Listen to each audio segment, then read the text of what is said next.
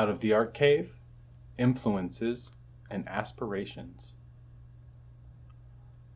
On our journey out of the Art Cave, it's important that we understand our influences. What are the things that we've picked up through our experiences that have made it into the art that we create? We can also think about inspiration. Typically, when people say, "Who are you inspired by?" we're thinking about the artists that we look up to. And really, that could be tied to a form of aspiration.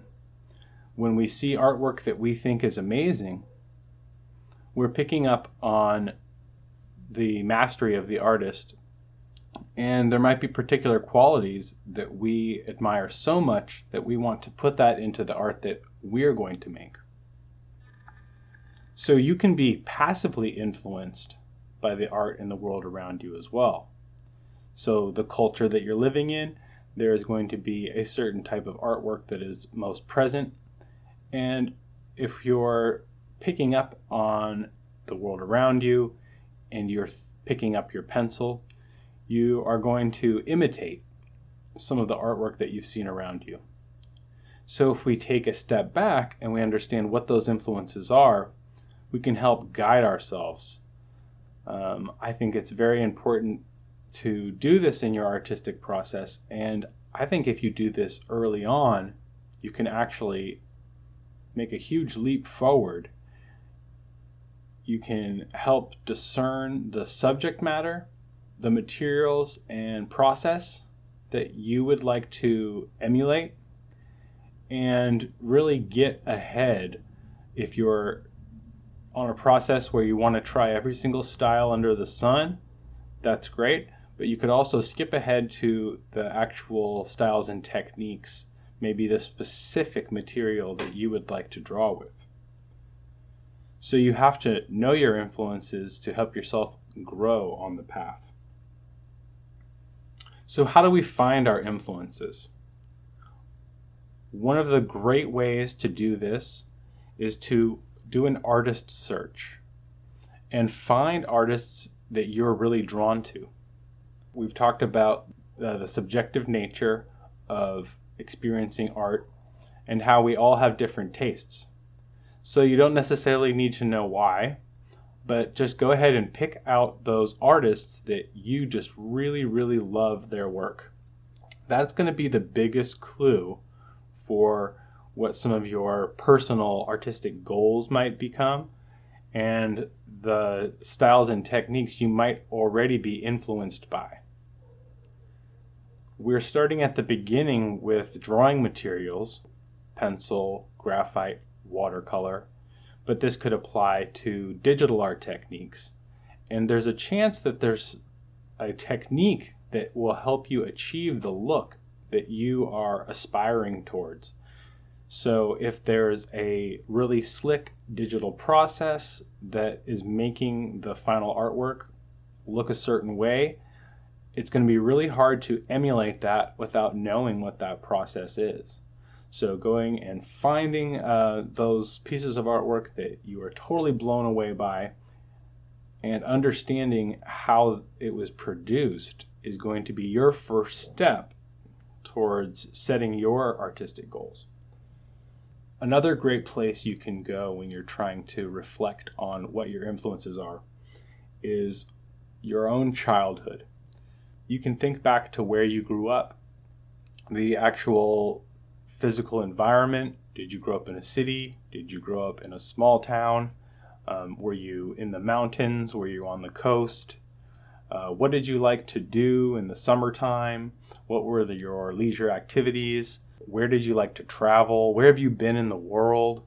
All of these things are going to be part of the passive influences that will help us cut to some subject matter that can be kind of part of our creative voice.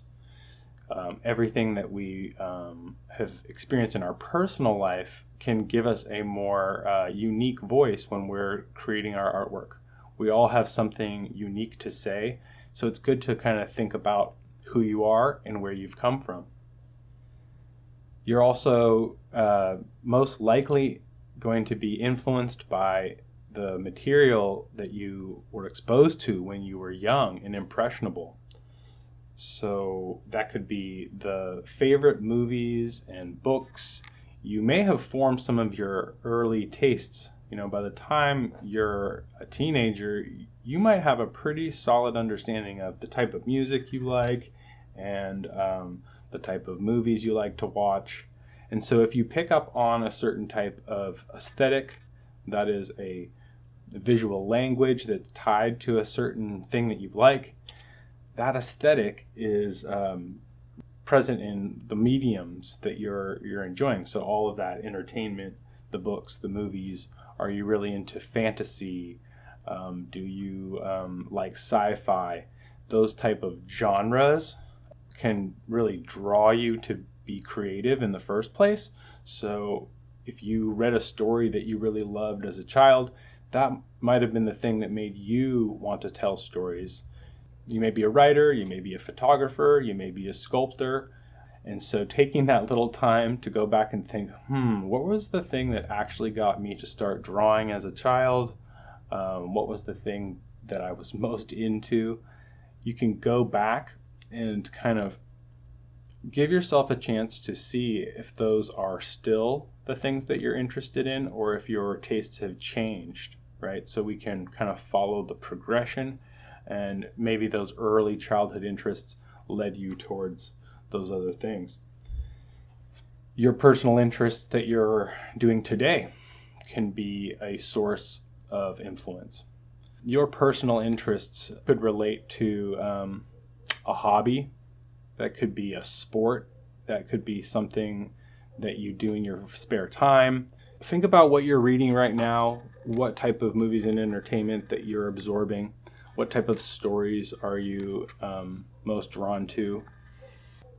And then you can also think about skills. What are you best at? So that can be the product of what you've spent the most time doing. So if you've spent countless hours pursuing something, you've already picked up your motivation and your influence to get creative. You're going to be honing your skills as you're going along, and that's going to affect how you choose to express yourself. And that doesn't mean we can't learn new things. And there are definitely new skills. You might actually uncover some artists that you aspire to emulate, and it's out of the skill set that you have. And so that might require new skills that you don't have. Thinking as an illustrator, if you are really obsessed with really tight, detailed line art and that's what you've practiced, there's a good clue that one of your interests and some of the artists that you might be influenced by are people who do that same type of work. There is a long history and legacy of fine crafts. We want to look into art history and find the art movements that we identify with. Oftentimes, artists even created manifestos to explain what their approach to creating art was. So in the 20th century, we had lots of art movements. And if you just take a little bit of time to go back through the decades, you can learn from the pop art movement to modern art and surrealism, and heading back to the turn of the century with expressionism and impressionism. There was a reinvention of what it means to create art, and oftentimes it meant going against the grain. It meant challenging the status quo of what was expected in the art world, and it allows us today to have a more personal creative voice. We have the freedom to express ourselves and pick up on any of these art movements that came in the past. It's good to take a little time to understand the pop art movement and how the divide between the commercial arts and fine arts have been taken down. So we're in a time where there are so many forms of multimedia entertainment that your influences might be something that's coming in the form of video or digital, and that can even have an influence on the type of traditional artwork that you're making. So I love to see that type of fusion, and oftentimes it's a fusion of the 2D art and the 3D art, the digital art and the traditional art. The line between commercial art and fine art has all but disappeared, and it gives us a good perspective where we can look at the classic illustrators of the 20th century who were really proficient at delivering narrative, storytelling driven artwork on a consistent basis. And you have to marvel at not only the quality of artists like Norman Rockwell and Frank Frazetta, who really worked in this commercial realm. We're thinking back to the pulp novels and comic art in the 50s. We're thinking about some of the early animators like Winsor McCay, people who really pioneered something new and pushed the envelope for what was expected as a commercial art form versus fine art. When we look back at these illustrators now, it's easy to see the amazing skill. And it's good to think about those cartoonists. The art of illustration is about simplification and legibility. And we really have to put ourselves in the perspective of having all this modern technology in the digital age, but we're go back 150 years from an era where the printmaking was done by metal fixed type printing, and newspapers did not really have the ability to publish full color photography. And so the ink plates that were used were often etchings, and the simplification of drawing allowed for mass production. And I see the same thing when it comes to the really great poster art of the 60s and 70s and comic book art. They were using the latest and greatest print technology of the time, which required separation of colors, and that's when we see that great color halftone dot pattern. We can see that coming back in the digital age. Movies like Into the Spider-Verse really tapped into the old school comic book printing process in the aesthetic. So the visual appeal of those old processes can be kind of brought back and used by modern artists today. Also thinking about classic illustration, we're thinking of simplification of the form, communicating with line and shape and shadow. Cartoons are able to simplify a gesture so that it communicates with the audience.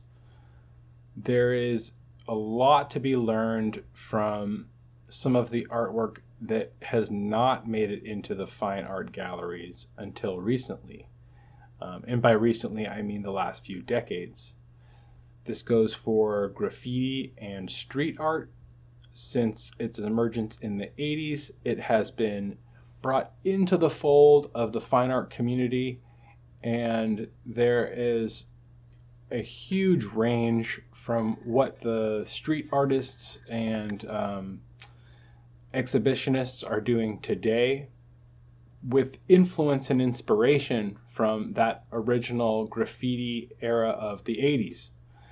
And I think that it is worth pausing to think about what it means to imitate and emulate versus to appropriate, right? So the idea of using something that's already been created without giving credit and without understanding an acknowledgement of where it comes from. So grabbing imagery just because it looks cool and replicating it is a really sketchy territory to get into.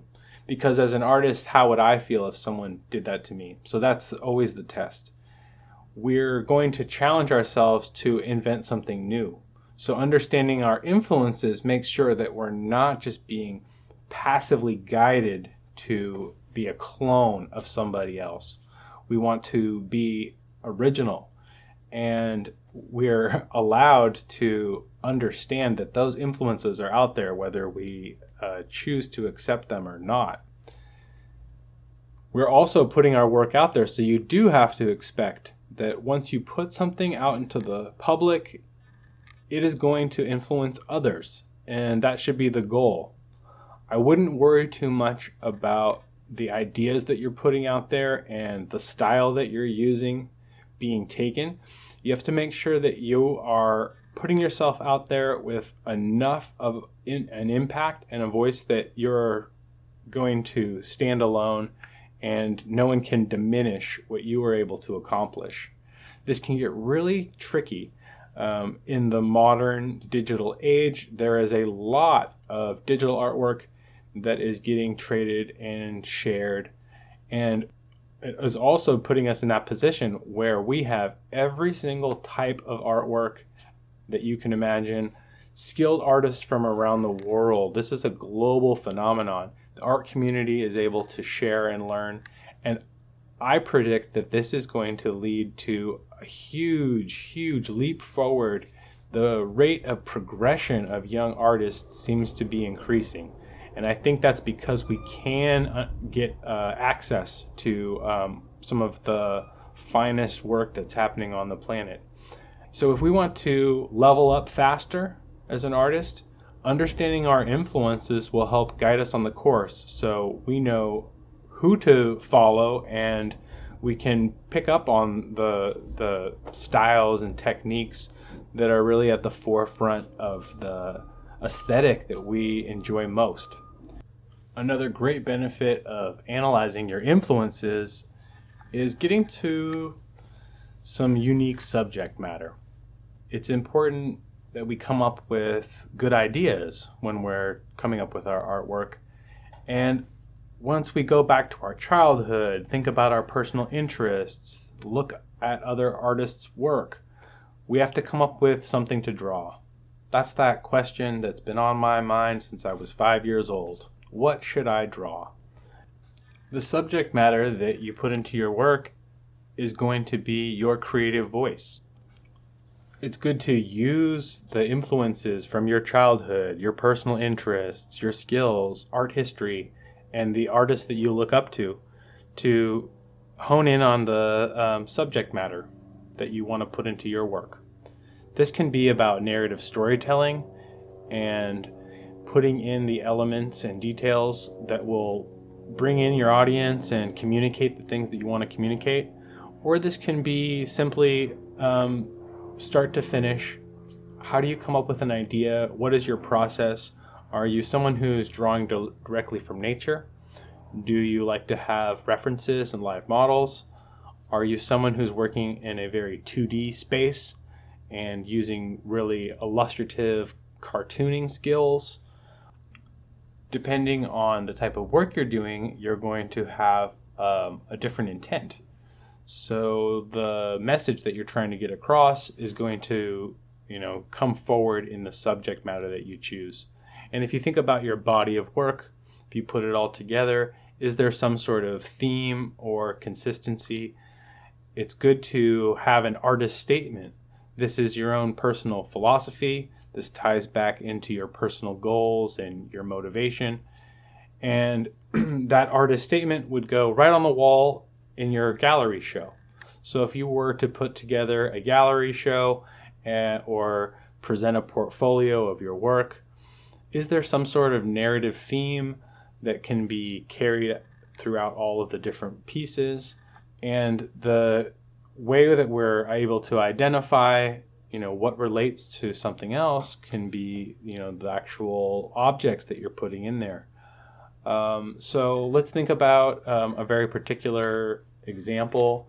When I'm thinking about some of the aesthetics that I'm drawn to, there's often an influence from urban life and culture with some sort of fusion with the natural world. I've taken the time to think about where I've grown up, and it makes sense growing up on the coast. This is an environment where the waves and the ocean are constantly wearing away at the sea, and everything that's man-made, you see that it kind of ends up rusting and decaying.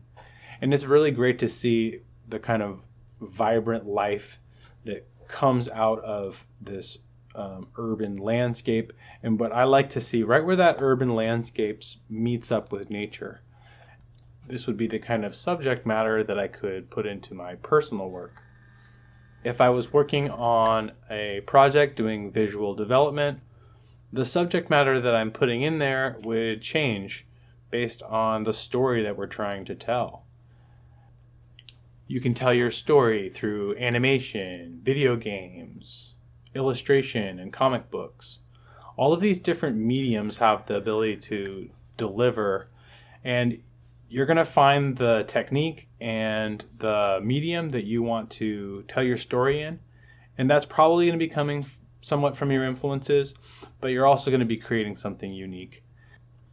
We're constantly absorbing ideas from the world around us, and in this modern age with social media, there are so many different artists out there sharing their work that it's hard to filter out some of the noise that comes at us, coming from all directions at times. It's good to make sure that you're getting out and finding the real original sources for the subject matter and the ideas that you're putting into your work. It can be hard to do at times, but it's good to be out there. Get to the live music, go to the events, take the hike on the beach, and bring your sketchbook along. There's so much for us to observe and learn that we have to be constantly doing it. And as a creative, you're bringing in all of the materials and ideas that you can all the time. It's important that we're reflecting on our work that we've created and keeping a collection. It's our library of experiences, a collection of our greatest accomplishments and our worst failures. Those sketchbooks are a useful learning tool, and we can actually be influenced by our own path that we've been on. And watching ourselves grow and change, we can see that our influences change over time. We're constantly looking in the mirror and coming up with something new so that we're not stale. We want to be fresh. If the things that you like change, it's a sign that you're growing and evolving as an artist.